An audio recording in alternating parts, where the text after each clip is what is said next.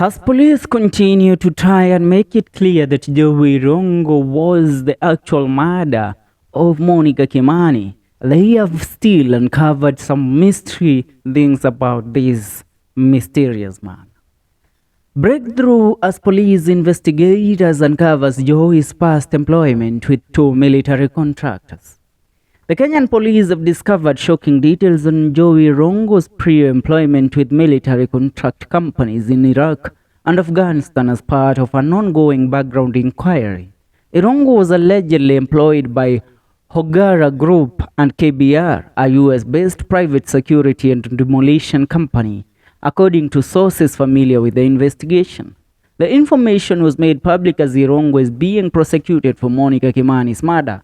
The community has been shocked by his role in the case, and many have expressed outrage at the accusations made against him. Irungu has a troubled past. According to a source close to the investigation who said, "It is no surprise that Mr. Irungu is a murder suspect for those who know him." Others who are said to have known Irungu personally have repeated this sentiment, adding to the enigma surrounding his personality.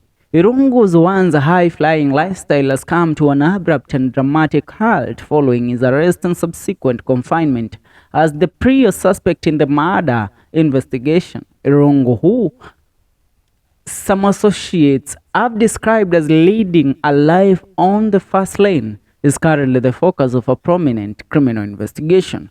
Concerns concerning Irungu's background and possible ties to the security sector have been brought up by the specifics of his job with the military contractors. Authorities are making great efforts to put together Irungu's past and ascertain any potential motivations for his purported involvement in Monica Kimani's murder, even though the inquiry is still ongoing. The public is enthralled with the case's twists and turns and is impatiently expecting more development in this compelling story as it plays out.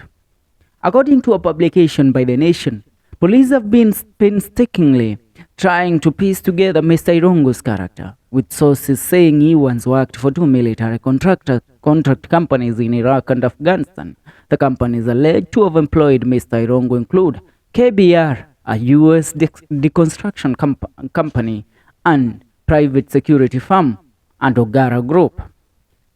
Now, these are stories that are making headlines in the country. All I urge of you is to make sure you subscribe to our YouTube channel, FM Show, for we are keeping you updated with the current trading stories in and outside the country. The case of Jowie Irungu continues to make headlines in the country.